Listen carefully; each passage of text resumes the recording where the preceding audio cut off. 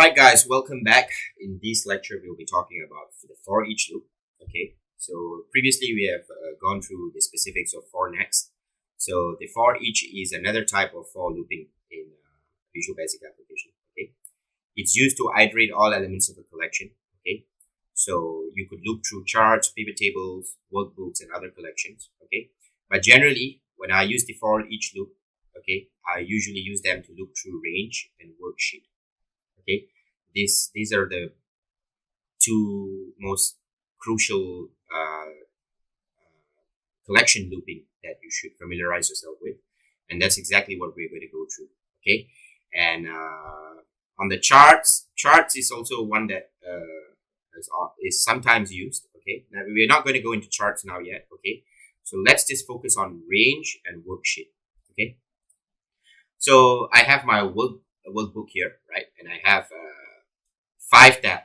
I've named them tab 1, tab 2, tab 3, tab 4, and tab 5. Okay, so we're going to loop through this range. We're going to loop through this range, and we're just going to add the number. We're going to add 10, right? We're going to add. No, I'm not going to write it here. We're going to add 10 to each cell in the range. Okay, that's our first task. And the second task is we're going to do something with the worksheet, right? We're going to loop through this worksheet. Okay, we're going to loop through this worksheet, and then we're going to just have some values placed on A1 on each worksheet, with the exception of tab 4. Okay, with the exception of tab 4. So we're going to loop through all the sheets with the exception of tab 4, and we're going to have some letters, some wordings on cell address A1, and then maybe we're just going to highlight the cell with the color green. Okay, so let's get on to it. So it's a very basic one. Okay, but in the next lecture we're going to go through an example of what you might come across in real life. Okay, using the for each. Okay, so this is just going to these lectures to expose you to the fundamentals of for each. Okay, so I'm just going to dim RNG as range. Okay, right, and remember range is an object, so you use the keyword set. Where is the range located at? It's located on tab 1, right? It's located on tab 1, and since I'm on this, the macro is written on the same worksheet that I'm referring to, right? The macro and the worksheet are on the same workbook, so I could just use the code name, right? So sheet 1.range. So what can I do? I don't have to use the last row. I can use the current region. Okay, I can just use say A5, right? Taking the top left, A5 dot current region. Okay, so make sure that this is set as range, and then we're going to loop through each cell in the range. Okay, so I'm going to have the for each. Okay, we're going to loop through for each, and this one has to be of range type as well. Remember that. Okay, they have to be equivalent. You can't have these as dimc as some other variable. It can't be like variant or whatever. It has to be range. Okay, it has to be range. Okay, now what I'm going to do is I'm going to loop through the entire range for each C in range. Okay, our range is just sheet 1.range A1 A5.current region. And what I'm going to do is I'm going to add 10 onto each cell, and then just like the for next, you have to go and mention the next C, right? Okay, so that's about it for the first macro. Okay, now let's just name and to make things even more organized, you could actually name your macro. Okay, so I'm just going to name this macro for each example. Okay, so no space, alphanumeric. Okay, and yeah, that's the convention of naming modules, similar to how you name macros. Okay, right. I mean similar to how you name procedure. Right, so we're going to go to the next example. We're going to loop through worksheet. Okay, I'm going to loop through worksheet. I'm going to dim WS as worksheet. Okay, so this is just going to be the each worksheet in the collection of the worksheet. Okay, right? Each worksheet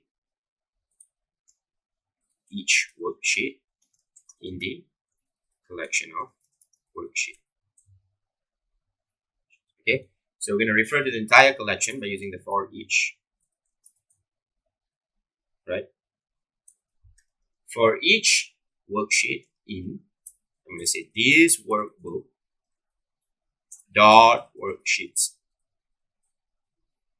Okay, I'm going to say w as dot name. Remember, you have to use the tab name.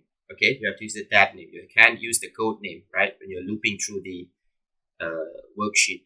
Okay, you have to use the tab name. Okay, that's just how it is, right? So I'm going to say with the exception of tab for, right? So I don't want to loop through tab for, so I'm just going to say if ws is not equal to tab for, right? Then I'm going to run my statement. Okay, and what was the statement? I said that I want to ws range a1 dot value equals to, maybe I'm just going to say hello, right? And then I'm going to have range a1 dot interior dot color equals to VBA dot VB. I'm just going to use one of the constant, okay, VB green, right? Okay, and then I'm going to add the if. Okay, this if is to account for the exception of that for. Okay, and then what we're going to do next is we're going to move to the next sheet. Okay, next ws. Okay, next worksheet. And if you want to make it even clearer, you could actually do something like, okay, worksheet.name is not equal to tab for, then you could activate the worksheet, right? You could activate the worksheet. Okay, this is something that I generally like to use this command, right? But it's not necessary, but it's a good practice. It's a good practice. Okay, so when something is activated, you could populate values into it, and it's just a clean way of doing things. Okay, so we're done pretty much with both macros, and now let's just run the first macro. Okay, so I'm going to run this, and I expect to see 10 increment on all the values of this range. And sure enough, right, everything, all the values have been added 10 onto it, right? Run again, all the values have been added 10 onto it. Now if I run the second macro, I'm going to see hello. Okay, tab 4 has been excluded, right? Tab 3 has hello and the green highlight. Tab 2 has the hello and green highlight. Tab 1 has the green and the hello wording onto it. Okay, so this is the basic example of how we approach the for each collection. Okay, so in the next example, we'll be going through a more complicated example on what you could expect to see in real life. Okay, so stay tuned, and until then, right guys.